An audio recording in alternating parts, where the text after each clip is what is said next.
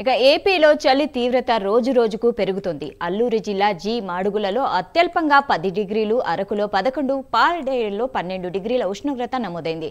దాదాపు అన్ని జిల్లాల్లో 11, 15 డిగ్రీల మధ్య ఉష్ణోగ్రతలు నమోదవుతున్నాయి. ఈ నేపథ్యంలో పిల్లలు, గర్భిణులు, వృద్ధులు, శ్వాసకోశ సంబంధిత ఇబ్బందులు ఉన్నవారు జాగ్రత్తగా ఉండాలని వైద్యులు సూచిస్తున్నారు.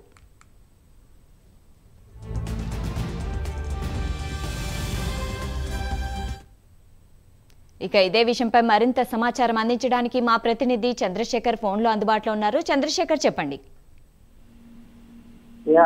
సాహిదా, చూస్తుంటే దేశవ్యాప్తంగా కూడా ఒక్కసారిగా ఉష్ణోగ్రతలు తగ్గుముఖం పట్టినటువంటి పరిస్థితి అయితే కనిపిస్తుంది.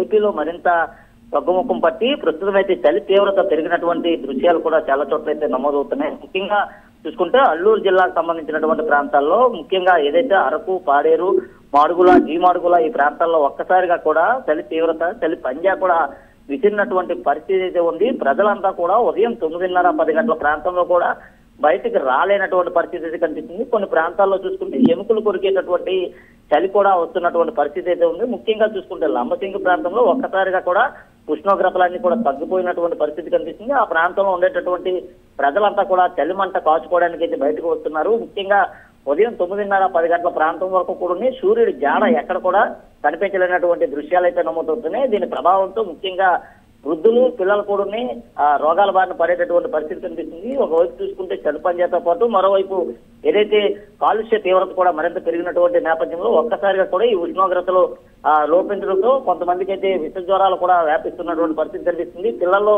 ముఖ్యంగా శ్వాసకోశ వ్యాధులు లాంటివి కూడా వచ్చేటటువంటి పరిస్థితి కనిపిస్తుంది. అలాగే వృద్ధులు కూడా ఎక్కువగా శ్వాస తీసుకోవడం కూడా ఇబ్బందులు పడుతున్నటువంటి పరిస్థితి కూడా ఉంది. ముఖ్యంగా ఇటు అల్లూరు జిల్లాకు సంబంధించి ఏదైతే అరకు, పాడేరు ఈ ప్రాంతాలు ఏవైతే ఉన్నాయో ఏజెన్సీ ప్రాంతాల్లో ఒక్కసారిగా చలి తీవ్రత పెరగడంతో ప్రజలంతా కూడా ఇబ్బందులు ఎదుర్కొంటున్నటువంటి పరిస్థితులు కూడా కనిపిస్తున్నాయి. నిన్న మొన్నటి వరకు చూసుకుంటే అల్లూరు జిల్లాలో భారీ వర్షాలు అయితే కురిశాయి.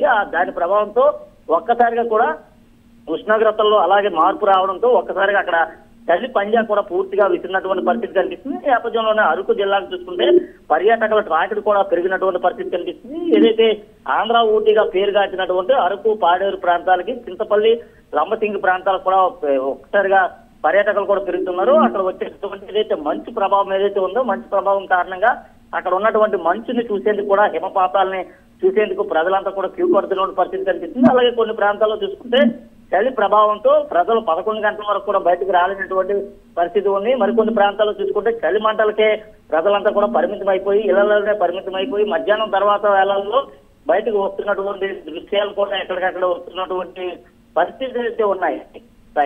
Right, thank you Chandrasekhar.